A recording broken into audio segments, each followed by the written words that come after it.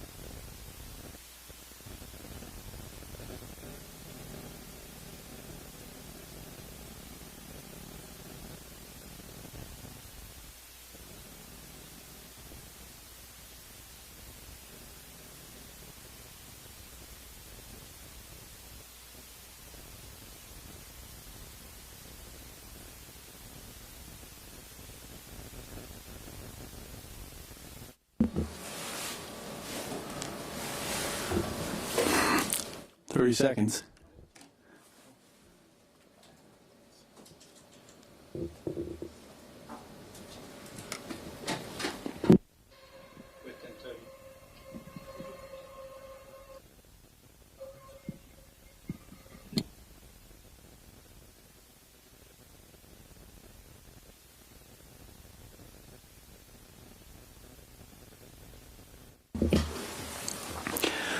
Okay, good morning, everyone. Bonjour tout le monde. Welcome to the Bank of Canada and this morning's press conference about today's interest rate announcement and our monetary policy report.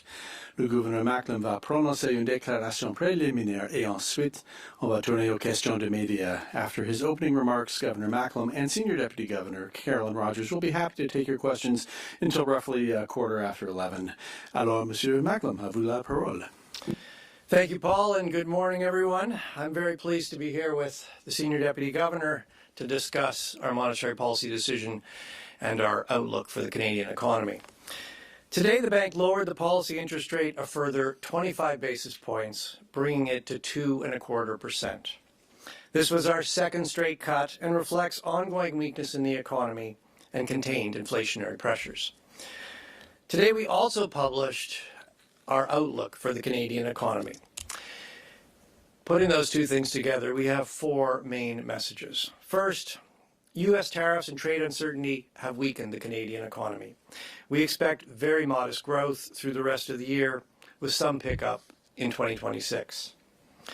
Second, while this weakness is restraining price increases, the trade conflict is also adding costs for many businesses, putting upward pressure on inflation.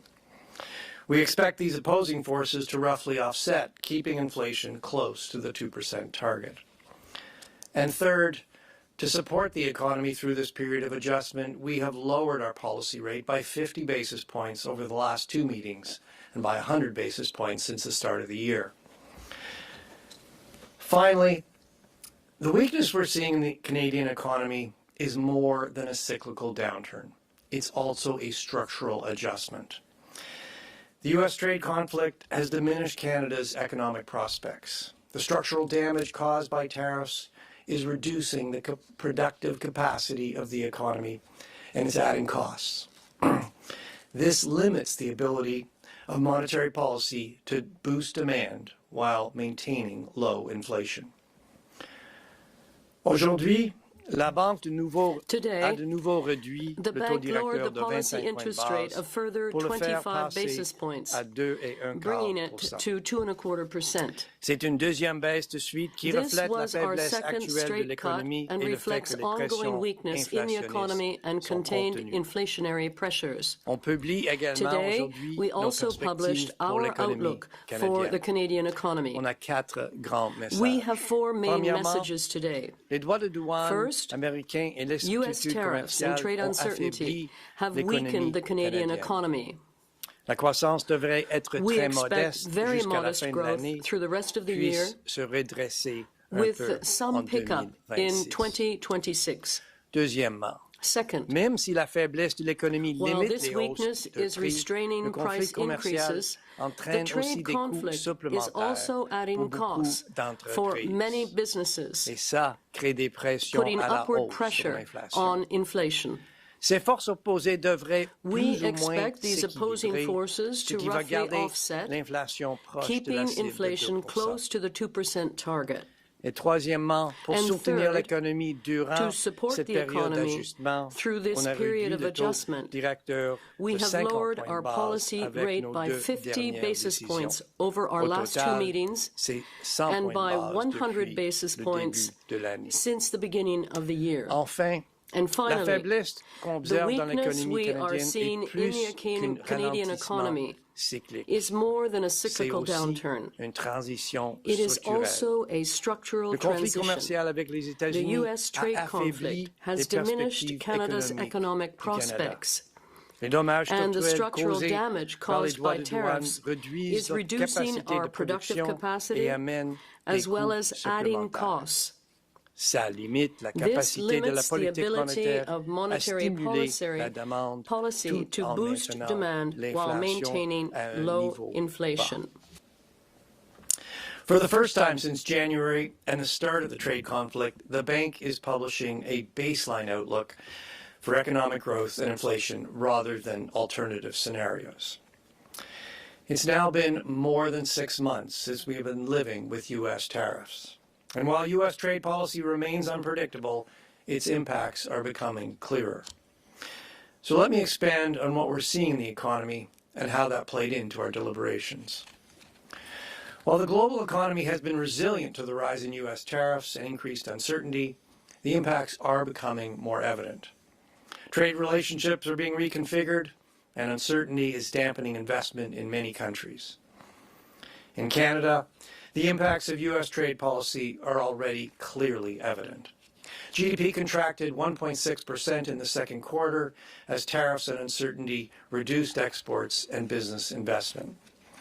U.S. trade actions are having severe effects on targeted sectors including autos, steel, aluminum, and lumber. At the same time, household spending was resilient in the second quarter with strong consumer spending and a pickup in residential investment. The labor market is soft. Employment gains in September followed 2 months of sizable losses. Job losses have been concentrated in trade-sensitive sectors, and hiring has been weak across the economy. The unemployment rate remained at 7.1% in September, and wage growth has slowed. In the second half of this year, GDP growth is expected to resume, but remain weak, averaging only 0.75%. It should then pick up on a quarterly basis in 2026 as exports and investment recover to average about 1.5% in 2027. This implies excess supply is only taken up gradually. Even as growth recovers, the entire path for GDP growth is lower than before the shift in U.S. trade policy. By the end of 2026, the level of GDP is about 1.5% lower than forecast in January. About half this downward revision reflects lost capacity as a result of the trade disruption. The other half is due to weaker demand. CPI inflation was 2.4% in September, slightly higher than the bank had anticipated. The bank's preferred measures of core inflation have been sticky, around 3%, but upward momentum has dissipated. Looking at a broader range of indicators, underlying inflation looks to be around 2.5%. The bank expects inflationary pressures to ease in the months ahead and CPI to remain near 2% over the projection horizon. If the economy evolves roughly in line with the outlook in this monetary policy report, Governing Council sees the current policy rate at about the right level to keep inflation close to 2% while helping the economy adjust through this period of structural change. We will be assessing incoming data carefully relative to the bank's outlook. U.S. trade policy remains unpredictable, as events over the weekend reminded us. There continues to be considerable uncertainty both about U.S. tariffs and their impacts. The range of possible outcomes is wider than usual. We need to be humble about our forecasts. If the outlook changes, we are prepared to respond. Les entreprises et les ménages canadiens ressent les conséquences de la montée du protectionnisme Canadian américain. businesses are feeling C'est the difficile. effects of these Et l'incertitude actuelle aggrave increased les choses. protectionist measures. It Depuis is des mois, difficult, and on ongoing insiste uncertainty is pour dire que compounding la the politique difficulty. monétaire ne For peut many pas months, we have been réparer les stressing that dommages monetary causés policy par les cannot droits undo de the douane. damage caused Les by frictions tariffs. commerciales accrues Increased avec trade les friction with the États-Unis United vont States entraîner means our pour notre economy économie will une work perte less d'efficience, des coûts efficiently, plus élevés with higher et des costs revenus and plus bas. less income. La politique monétaire peut Monetary aider policy can l'économie à help the economy s'ajuster tant adjust que as long as l'inflation inflation est bien is well maîtrisée. controlled. But Mais it elle ne peut cannot pas restore remettre the l'économie economy sur la même to its trajectoire qu'avant pre-tariff les path. mesures tarifaires. La priorité de la Banque The est de Bank of Canada préserver is la confiance focused des on Canadiennes et ensuring that Canadiens Canadians dans la continue to have stabilité confidence des in prix price pendant stability cette période through this period de of global bouleversements upheaval. mondiaux. Canadian businesses and households are feeling the consequences Les of entreprises canadiennes increased US ressentent protectionism. les conséquences It is difficult, de la montée du and the protectionnisme ongoing américain. uncertainty C'est is making difficile it et more l'incertitude. difficult. For many months, we've been stressing that monetary policy cannot undo the damage caused by tariffs. Increased trade friction with the United States means our economy will work less efficiently with higher costs and less income. Monetary policy can help the economy adjust as long as inflation is well controlled, but it cannot restore the economy to its pre-tariff path. Above all, the Bank of Canada is focused on ensuring Canadians continue to have confidence in price stability through this period of global upheaval. And with that, the Senior Deputy Governor and I would be very pleased to take your questions. Thank you. Thank you, Governor. Okay, we will go to questions now. We're starting with the reporters here in Ottawa at the bank, and then we'll go to those who have joined remotely. As usual, I'm going to ask you to please limit yourself to one question so that we can get around to every media outlet. And if I forget to do so, please state your name and affiliation. For those in the room, please press the button on the microphone in front of you to activate it. That way everyone can hear the question, and then press it again to turn it off once you're done. Avant de poser votre question, veuillez vous identifier si je ne l'ai pas fait et comme habitude. And of course, please feel free to ask your question Okay, in so the we're going to official start on language this of side of the your room, choice. and I'm going to call first on Mark Randall of the Globe and Mail. Thanks for taking the question. We have the policy rate only at the lower end of kind of the neutral range. It's not in deeply stimulative territory, and yet your projection for the economic outlook is pretty bad. It's pretty weak. And you talk about the kind of constraints on monetary policy in stimulating the economy when we're going through this kind of structural shift. Can you unpack that a little bit? Why are we not talking about more stimulus from the Bank of Canada when we are talking about a very weak economic outlook and one that, you know, there's going to be permanent scarring from the U.S. trade policy? Well, first point, Mark, is we're now at the lower end of our range of neutral. So monetary policy is providing some stimulus. But as I tried to outline in my opening remarks, the role of monetary policy in the current situation is somewhat limited. You know, what we're going through is not just a cyclical downturn. And what do I mean by cyclical? Cyclical means, you know, you go down and you come back up. You go back to your previous trend path. It's not just a cyclical downturn. Part of it is a cyclical downturn. I mean, demand for our products, particularly in the United States, is lower. And there's a cyclical element to that. But part of it is structural. The U.S. has swerved to protectionism. It's harder to do business with the United States. That has destroyed some of the capacity in this country. It's also adding costs. Businesses are looking for new markets. They're reconfiguring their supply chains. That adds costs. So, you know, the fact that this is partly structural and the fact that it's adding costs limits the ability of, or limits the role of monetary policy in boosting demand while keeping inflation low. So, I mean, just to sort of unpack that a little bit more for you, you know, what can monetary policy do? Well, first of all, you know, monetary policy let me start with what it can't do.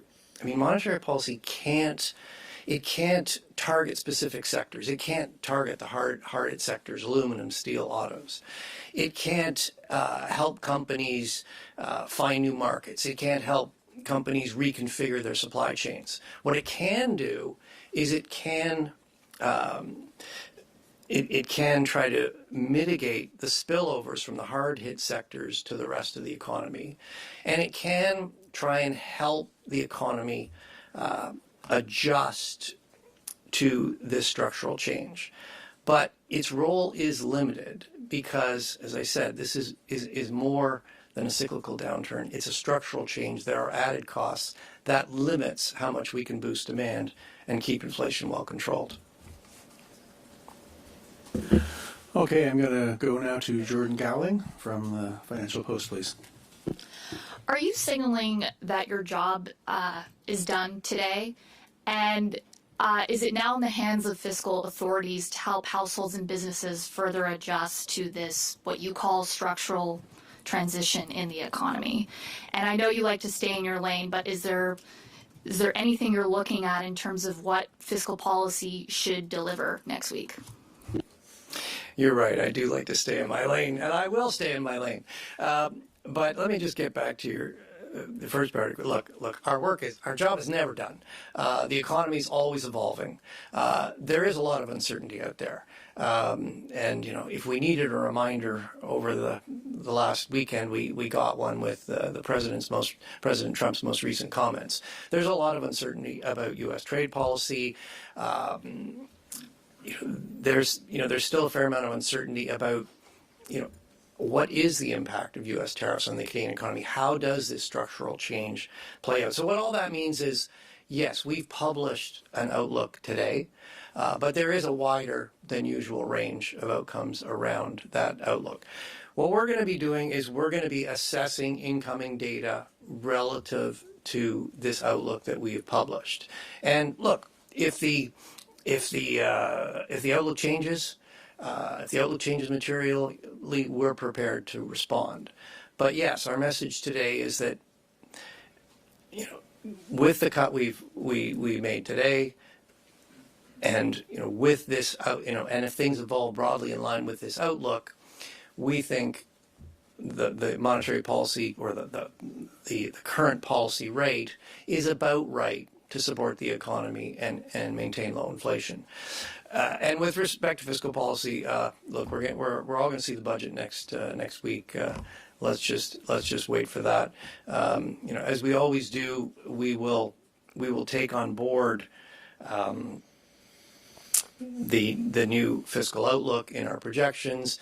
It's going to be less about the specific measures, more about the add up. How it fits together and what the implications are for both demand and supply in the economy. But let's see the budget first before we get to that. Greg Quinn from Market News.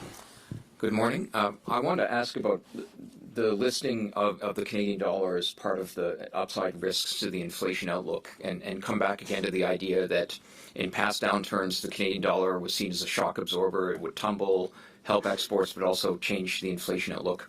I mean, this NPR raises the assumed value of the dollar by a couple cents. I know there's a lot going on the side of the U.S. dollar, but the questions around the Canada-U.S. exchange rate, are they becoming more permanent in trying to figure out the Canadian dollar's role as a historical shock absorber? You look like you want to take that question. She wants to talk about the Canadian dollar. Okay, perfect. Well, I mean, as you well know, Greg, we don't target the Canadian dollar. We put a number in as part of our forecast.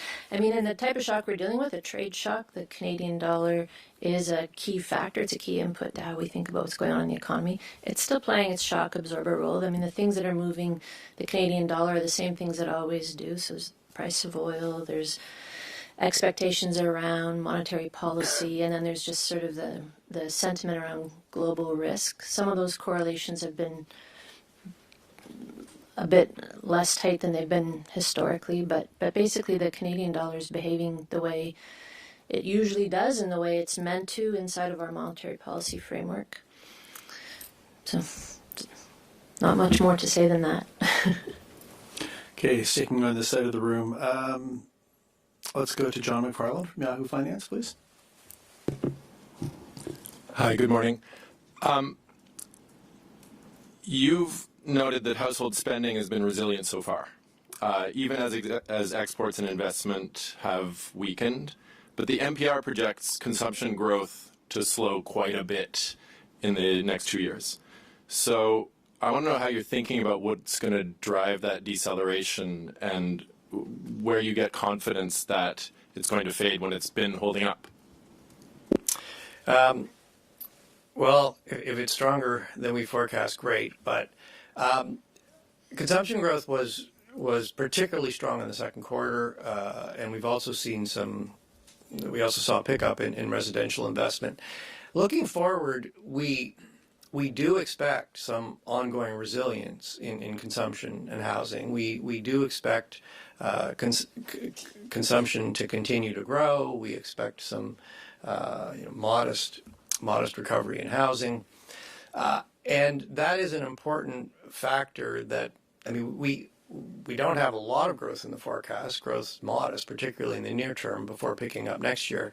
But the economy, we do have growth, and it's really consumption that the biggest part of GDP that is underpinning that.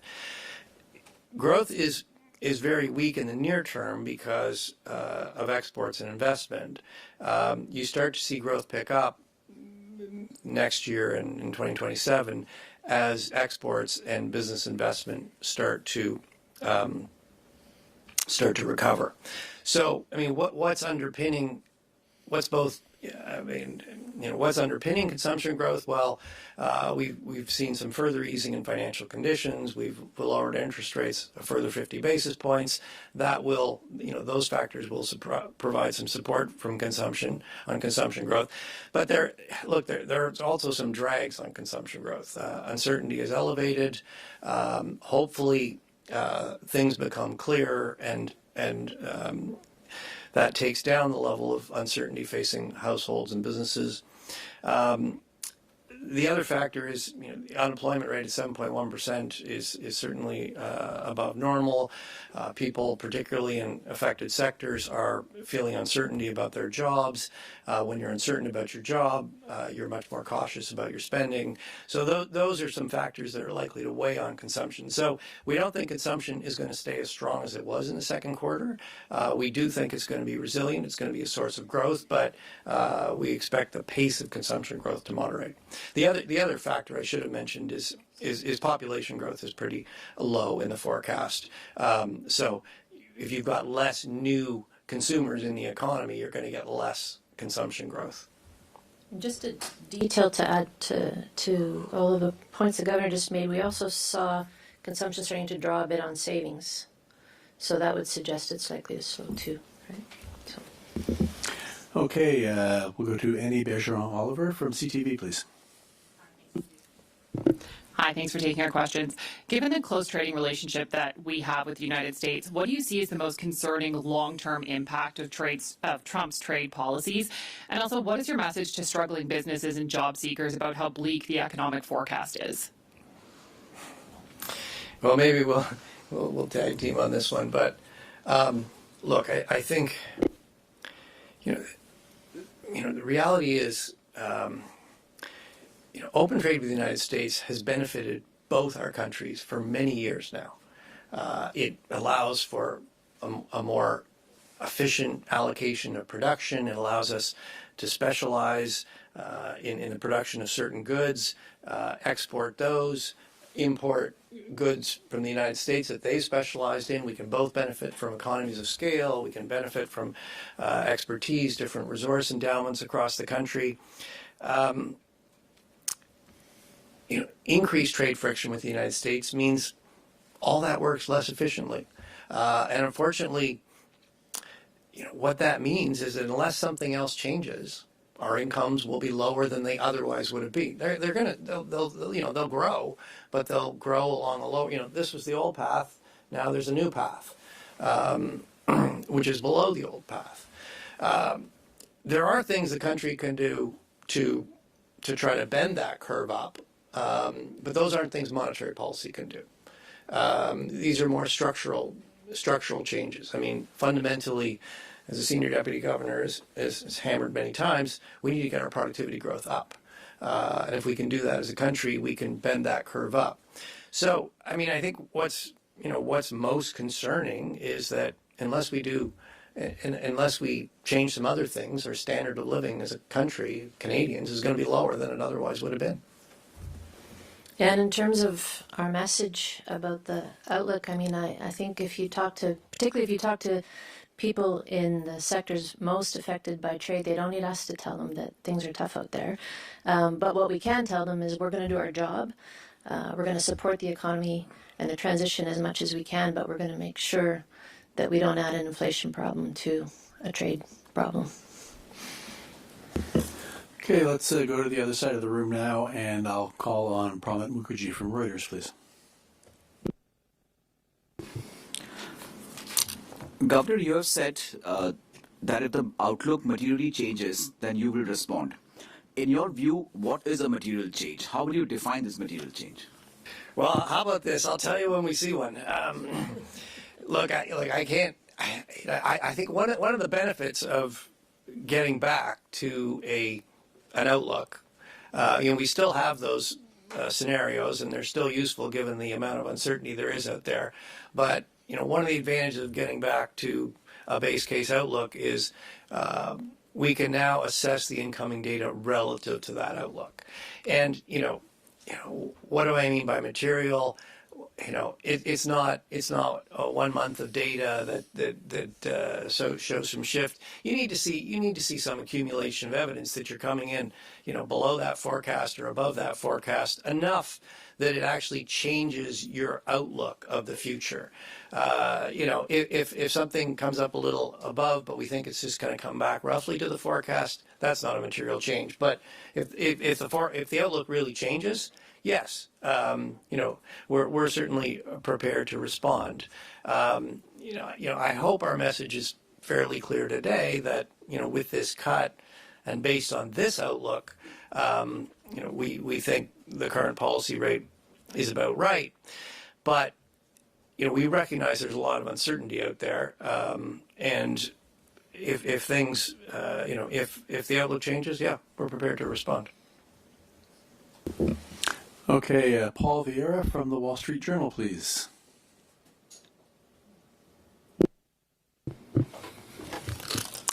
Governor, was the intent to signal that policy rate is at the right level because among senior officials there remain concerns about upside risks to inflation as fueled by tariffs and the change in the global economic backdrop?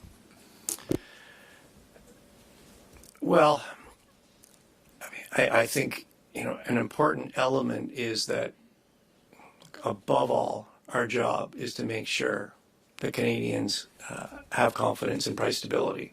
Above all, our job is to try to maintain low inflation. As I've outlined, there is a role for monetary policy to play in supporting the economy through this adjustment, but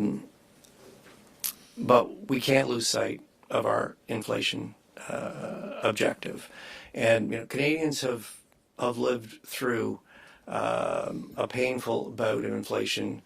Cost of living still very much in the minds of most Canadians. It's really important that the Bank of Canada is a source of confidence. It's a source of confidence in the value of money. Okay, let's go to the back of the room now in Canadian press. I'll call on Justin Escoto, please. Thanks for taking questions. The NPR mentions the unclear nature of how AI will affect the Canadian economy. Do you think that a further investment in AI could offset the hit from U.S. tariffs? And do you think AI has that potential, or is it too early to tell? I doubt we said it was unfair in the NPR. It doesn't sound like something we would say, but... Unclear, sorry. Oh, unclear. Oh, okay, unclear, sorry. Yes, well, look, AI does have great potential to improve productivity and raise standards of living. Over history we've seen a series of very important, sometimes called general purpose technologies, computers, the internet, and they have, they've been fundamental in creating new products, changing the way people do business, and those have been instrumental in raising the standard of living of Canadians and frankly people around the world. And AI, I think you look at it, it is sort of the next one of these potential general purpose technologies. It has great potential. At the same time, it also has potential to disrupt. In fact, the most recent Nobel Prize in Economics, Peter Hallett and Philippe Aghion, is about just that. The creative destruction, the process of innovation can, even as it's creating new industries and new products, can destroy others. That can put people out of work. So it can be disruptive. So when we say it's unclear, there are these two elements, and yes, it is unclear. Exactly just how transformative AI is, what that balance is between long-term game and short-term disruption. These things have played out at very different speeds in different innovations over history. Our sense is this will probably play out faster than previous ones, but we'll see. Okay, I've got a couple more here in the room before we go to the phone lines. Najud Al-Malise from Bloomberg, please. Hi, Governor. Deputy Governor Tony Gravel said that the bank is going to restart purchases of Treasury bills in the fourth quarter to get to the right level of settlement balances. Are your plans, do they remain the same, or are you waiting for more details from the budget? It is the fourth quarter. I'm going to turn to the Senior Deputy Governor. I'm going to give you the same update I've given you at the last two press conferences, which is our plan hasn't changed. And if it changes, we would provide advance notice. We would be very transparent and upfront about that. But the plan that Deputy Governor Gravel laid out some months ago remains on track. And we're getting pretty close to the end of normalizing our balance sheet. So everything remains on track. Okay, and finally here, it's Kevin Carmichael from The Logic, please. I have a follow on your remarks about AI, your answer to the AI question. You'll know as well that general purpose technologies also tend to align with terrible stock market crashes. I'm wondering to what extent you talked about financial stability in this round of deliberations, and just how you assess what you're seeing going on in U.S. stock markets. Is that a good bubble, as Jeff Bezos says, or is that a bad one, more akin to those terrible stock market crashes that history shows us are all too common in moments like this? Well, maybe I'll start here and say a couple of things, and Senior Deputy Governor can add. I mean, I think people can have different views on some of these things. But, I mean, as you probably saw in the risk section of the Monetary Policy Report, we did highlight one of the downside risks. Equity valuations by many metrics look stretched. The AI boom is in full flight, and there are great expectations for that to pay off. If there were, I'm not saying there will be, but if there were a shift in sentiment about the payoff of that, you could see a sharp revaluation downwards. And against a background of a market that is pretty buoyant, yes, that could have some economic consequences. I mean, what to add to that? I mean, bubbles are good until they burst, right? So, we did have some discussion directly to your question, Kevin, about the potential for financial stability effects, both as well as macro effects. When we're deliberating a rate decision, we're pretty focused on macro.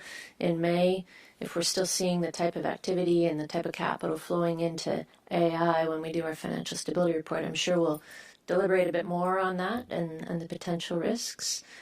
But for now, we're doing what everybody else is doing, is watching it closely and hoping that it doesn't turn into a financial stability risk.